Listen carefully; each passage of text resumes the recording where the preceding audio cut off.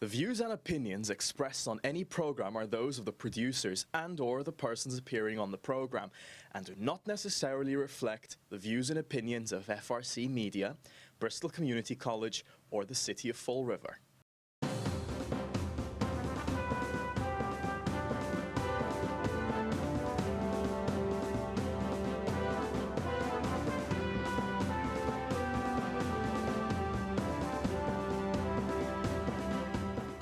Well, hello. Welcome to Spindle City Straight Talk. I'm Chip. And I'm CJ. And it is a Friday in the Rev. And what a Friday we have. Today we're going to begin to talk about the ballot questions, but we've got a few little important items that have happened in Fall River. Yep. And the veterans agent has resigned. And I mean, let's be real. We know that there were several people in city government, including the city council, that were working diligently to get rid of her. And she knew that. She felt it, she knew it, and she was aware of it. And the worst part about it is when you have somebody turning around saying, I worked to get that person a job, and be lying through their teeth because they wanted somebody else to get the job, that's sad. It is. And it's a disservice to the veterans, because when a veterans agent can't get full cooperation from everyone, then you've got a problem, because we're not going to get as much done as we should be getting done. And you know my position on veterans. There's not enough that can be done for people who put on a uniform for this country. I agree. And the reality is, it was a disgrace that they've been trying to get this person out since they got the job. And you know, she's a combat disabled veteran. Yes. Combat disabled. That says a lot. Yep. That says a lot, okay? She had a service animal, which was probably an amazing animal. It was. I mean, absolutely amazing animal. When I spoke with her, she was very pleasant. She was very pleasant, contrary to what I heard from other people. And I thanked her for her service, and you know, and I listened to what she had planned, which was very nice. I had bumped into her accidentally, and I'm like, oh, good, we've got somebody who can do this job.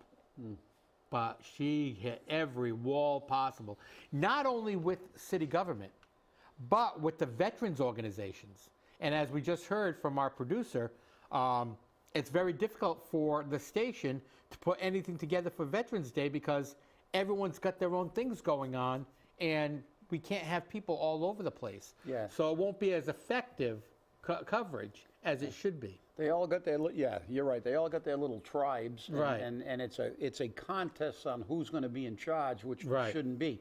Certain things transcend, the bickering. It should be a unified effort. Correct. And nobody should be worried about who's going to get credit, because you have to do it. And you're right. I mean, isn't it ironic, though, when you think about that, what you just said, that we,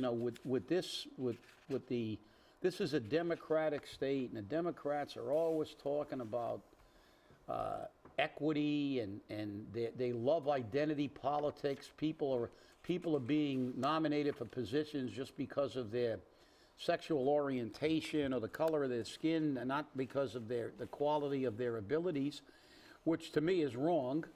But you had a woman here that basically, apparently, you said, I spoke to her very briefly once at a meeting. She was there with her service animal. And she's trying to do the job. And as you said, she was a female combat veteran. And so she checked most of the boxes. That's right. And, it should have been a major change in Fall River. That should have been one of the hallmarks of helping her be successful.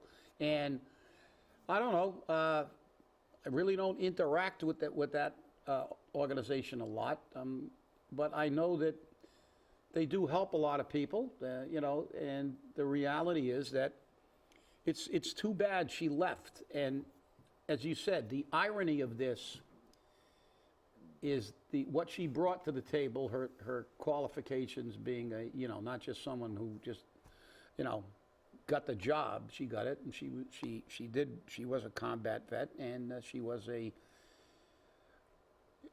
person who had, had something from combat. She had the issues that led her to have a service animal, and yet politics, again, transcends the most basic logical instincts of people to cooperate.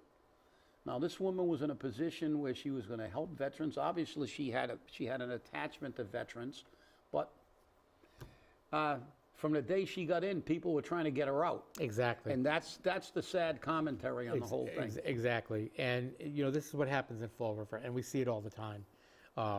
And to quote a city councilor, when we're not moving forward, we're moving backward. Which, well, I have to disagree on that. I have to disagree too. If you're standing in one place, you're neither forward or backward. And as I told you before the show, what happens if you're on one of those moving walkways in the airport? If you stand facing backwards, are you moving forward or backwards? Exactly. You're actually moving backwards while you're moving forward. Exactly. That was the most ridiculous statement in the world. I know, it was. And so, it was. again, someone who's totally out of touch with reality. Right. So, and there was another issue too. Oh yes. Mike Rodrigues was at the Flint neighborhood meeting this week, and he announced that he has put $400 million aside for affordable housing. Isn't that wonderful? $400 million, that could be a lot of affordable housing. And it was asked, well, how come our city isn't doing anything with it? All I do is make the money available. That's left to your local government. You have to make them do it. Wow. And I believe that the president, our mayor of the Flint, Carlos did pose that question. Yes, he did. Why aren't they doing something with it? And his answer was because basically they don't want to. Right. So now we know what's going on. And Paul did have some comments recently about some units being available, 6 units here, 4 units there, whatever the case may be. This was according to Carlos. But they're in large capacity buildings. Yeah. Like 300 units, 200 units, 150 and units. There's going to be a few And there's going to be 3 or 4 units available. 3 or 4 units. Yeah. Well, 3 or 4 units isn't going to cut it. Yeah. Where are they going to be? In the attic or the basement? Right. Like I turned around and told Carlos, I said, Carlos, how about they make 150 units available as affordable housing and make 6 available as market rate? Wouldn't that be a fucking kick in the pants? As you said, there are companies who specialize in affordable housing. Right. How about doing exactly what you just said? How about bringing them in to build units and construct buildings that are 90% affordable housing? Right. No, because we know what was said. Right, and we clearly. know who said it. And we have some very reliable sources that our government and the people who were developing this city, the redevelopment authority, has said to people, I'm not interested in affordable housing. We're not doing affordable housing.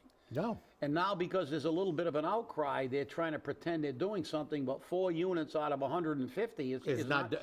We did the math on one of the other shows. The reality is that we've got probably 80% of this city that can't afford their rent now. That's right. And having 40 units citywide is not going to cut the mustard. So. But at the same time, and I'm playing devil's advocate here because I don't support this, but at the same time, you'll have property owners which turn around and say, but if you make all this affordable housing available, they're going to move out of my property and I won't be able to rent to anyone and I'll have to drop my rents, which is true. If more affordable housing units are available, rents will decline. Yeah, but if they decline, they'll go back to where they started. Exactly. That's it. The people who say that don't understand economics, supply and demand. Right. What happens is the price will be fixed by the supply and the demand. That's right.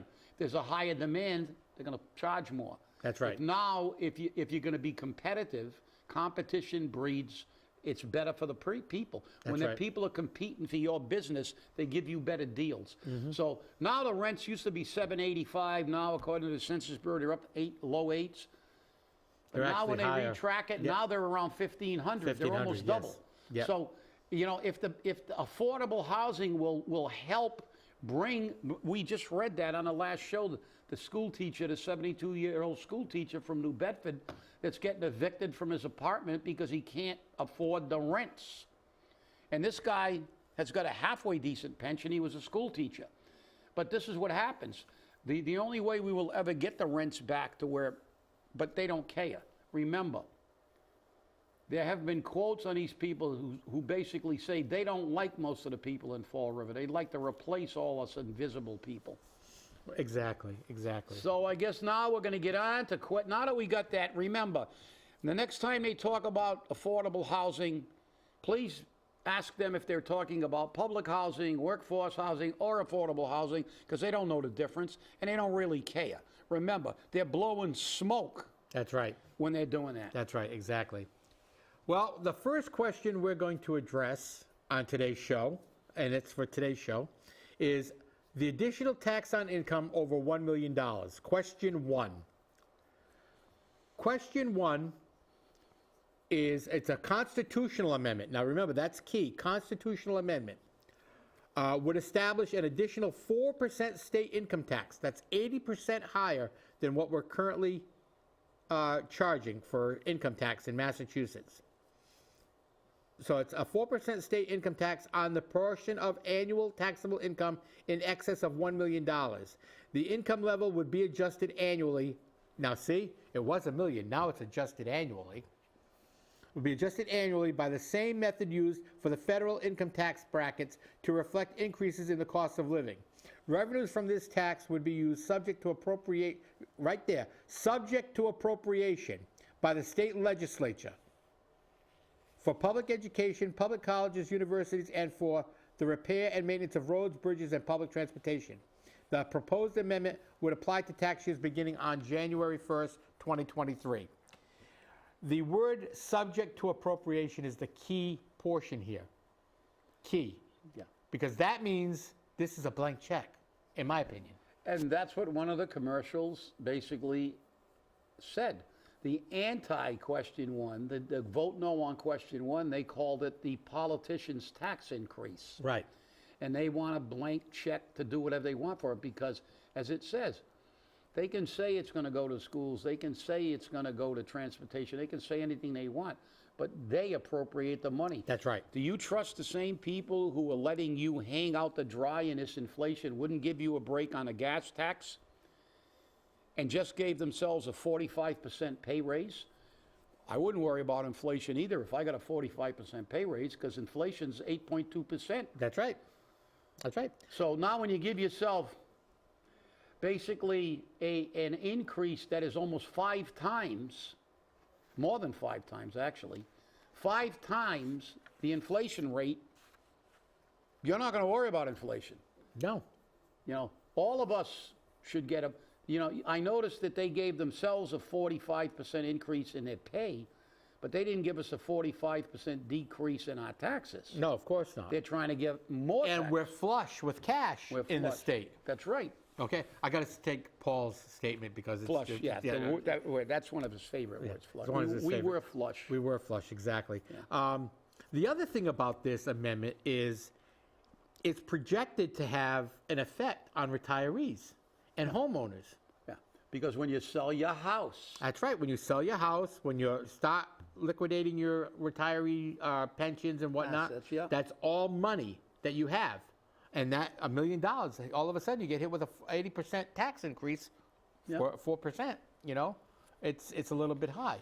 My personal opinion on this, but then again, I'm a very small taxation guy, I would vote no. And I have voted no on this. The lie or the perception that it's going to be used for education and roads just doesn't sell it to me. And we already have money coming to the school systems, lots of it. Do you know how much the state spends per student? $17,000. $17,000 per student. That's not per school system. That's per student. yeah. And in Fall River, that's a lot of students. Well, you're right. and probably 16,000 goes to administrative jobs. Exactly. And that's the key. The key is, listen, even if I would be in favor of this, which I'm not, my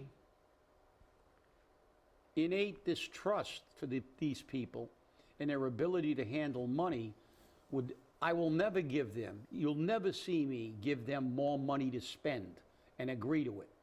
They have to drag it from me kicking and screaming. That's why I wait till the last day to pay my water and sewer bill, and I wait till the last day to pay any bill that I can wait till the last day to pay, because I don't want them to have my money 1 minute longer than they have to, because they're taking it and they waste it. $17,000 per student for a failing system. That system has been failing in Fall River now for decades. Decades it's been failing. So do you truly believe that even if they gave that to education, see, this is the key.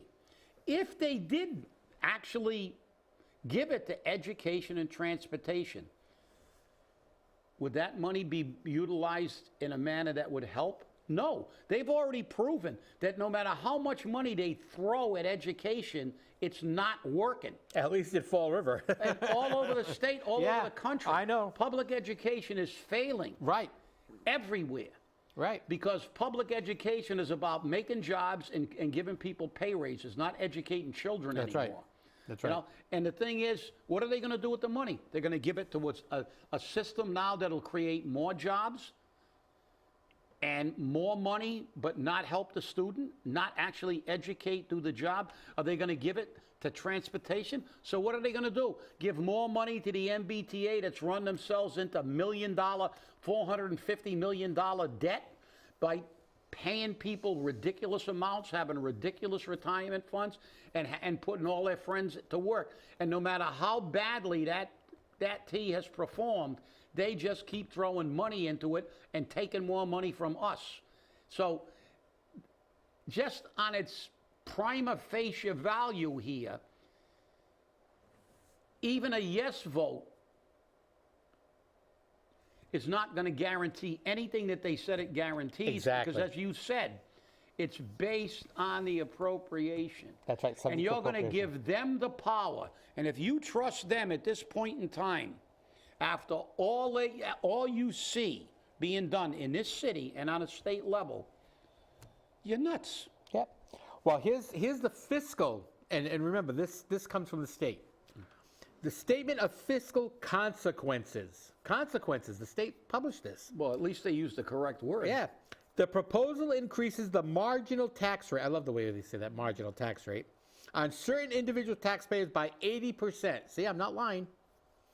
This change may increase annual state tax revenues by $1.2 billion in the near term, which is approximately 2.4% of the current annual state budget. However, annual revenue generated by the surtax will vary significantly and unpredictably from year to year. Additionally, numerous unpredictable factors could significantly alter the impact of this proposal may have on state and municipal finances. For instance, taxpayers may decide to relocate their home or business to another state or adjust their filing statuses or timing of income realization to minimize their tax burden. Well, there you go. And already people are starting to leave the state based upon this potential being passed. Look what they're doing in New York. New York, I think, is leading the country right now in people moving out Right. percentage-wise. You know, I mean, California's had a slew of people leaving California, but obviously California is a much more densely populated state. It's the largest state, you know, fundamentally population-wise, and they're all moving to low-tax states.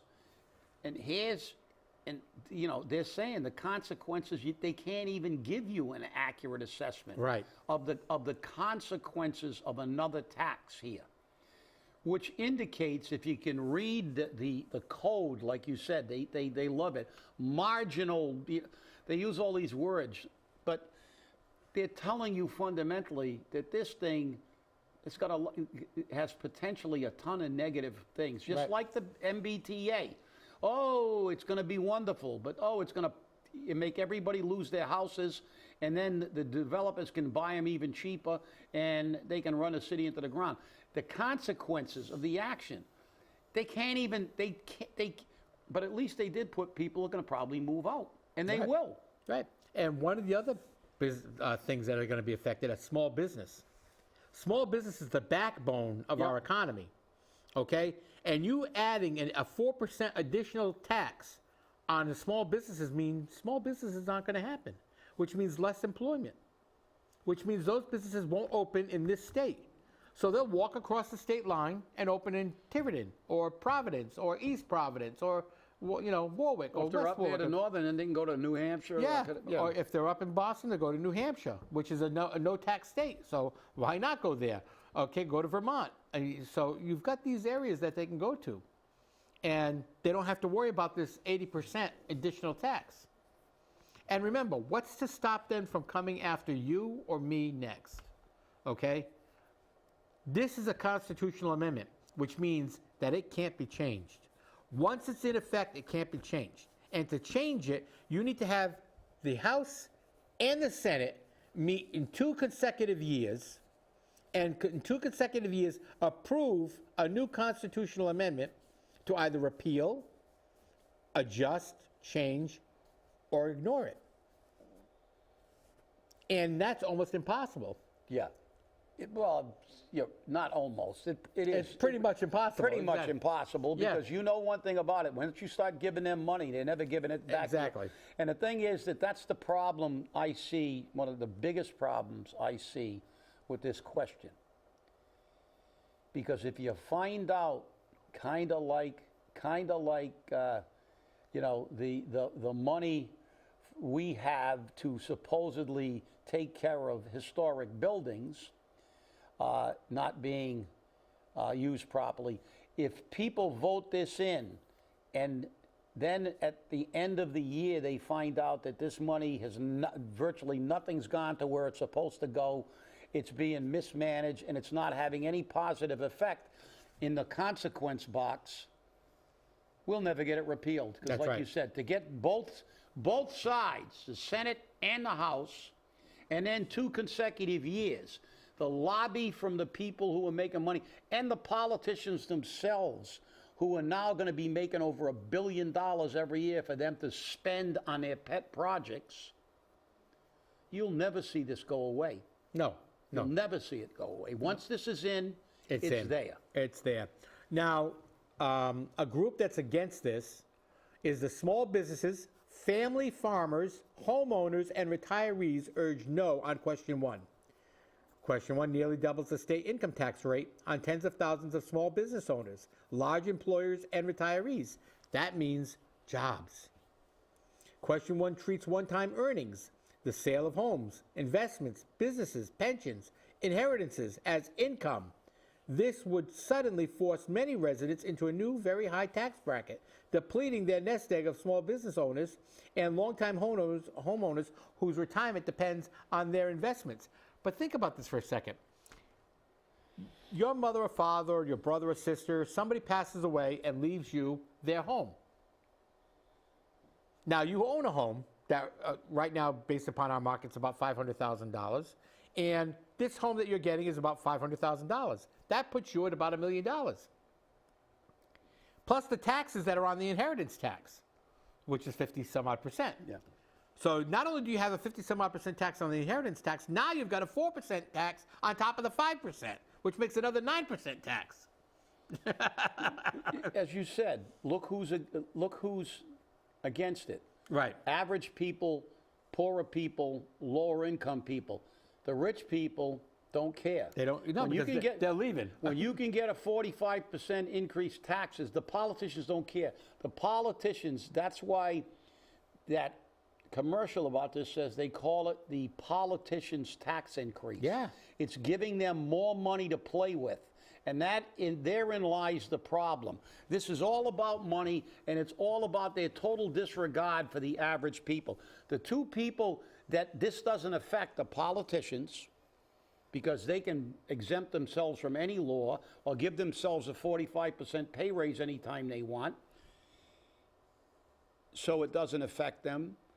and the rich people who can just say, hey, you guys don't want me to be here, I'll get out of the state. That's it. That's it. So the rich, it's not really going to affect rich people that much because they have the ability to relocate and probably get a better deal in another state. That's right.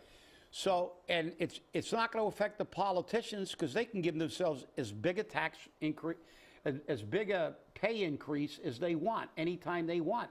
Inflation does not hurt rich people. That's why the elitists are still saying, there's no recession, inflation's not a big deal. It's not a big, well, it is a big deal. They've just said now it's almost $5,000 a year you're losing to inflation. Yeah. And it's going up. So for the average person, that's a lot of money. Yeah. But for rich people, it's no big deal. That's right. Now, this is a very interesting quote. Record inflation, supply chain difficulties, and continuing COVID-19 issues make now the worst possible time for massive tax increases, especially when Massachusetts already has a giant budget surplus, $3 billion. Exactly. And the other thing is we have to tell everybody is that this isn't the first time they've tried this. That's right. This is the third time. And like the MBTA, when they said, if you vote no on the MBTA, we're just going to keep throwing it on a ballot till we win, which is, I don't believe is legal. But these people will do this all the time. You know that the politicians have a vested interest in this.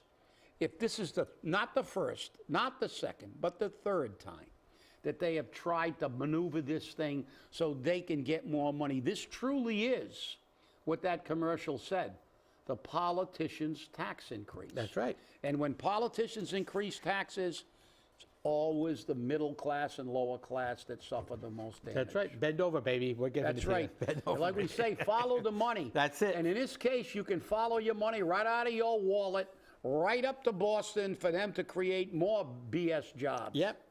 And I'm sorry, I don't trust them either, like you said, with giving this money to education or public roads. Okay? They have for years mismanaged finances for roads and bridges. And education. And education. And here's the other thing, which they don't talk about. If this money provides more money for our school system, on the opposite side of that coin is the match, because all the cities have a financial match to meet net school spending. So can the city of Fall River afford more of a financial match? Right now, we're having a difficult time to do it because, as you just saw in a recent city council meeting, they had to transfer money, $1.3 million from the surplus account over to the school department. Okay? Because they're having a difficult time already meeting their match. So this is where we have to look at this and say, is this really worth it? Is it worth doing this? Is it worth making this permanent? Yeah. As a constitutional amendment, I can't agree to it. I couldn't agree with it on any term, especially constitutional. But the reality is here, and the thing that always there, and you know how long I've been complaining about ed reform, right, and the power it gave and how much money. Do you notice that these politicians, and they do this, it's always throw money at everything and pretend you're going to throw money to fix it. They've never fixed anything. Throwing money at a school system that hasn't been performing, it should be on merit. When's the last time you ever saw a proposal that said, we will give them money if they can get 70% of the students to be educated? That's right. Not even 100%, but 70%. No, they don't. That's the problem. You're giving the people who know how to spend money foolishly more money to spend it foolishly. Exactly. And that's my opinion. We don't tell anybody how to vote. I'm not Brad Kilby. It's not my job to tell you how to vote. That's right. It's my job to tell you to read some of this stuff, pay attention to what it says, and vote your conscience. This book is available for you to review. Please do it. I want to thank you all for watching, and remember, stay safe, stay angry, and hold your politicians accountable. Have a safe weekend. We'll see you on Monday.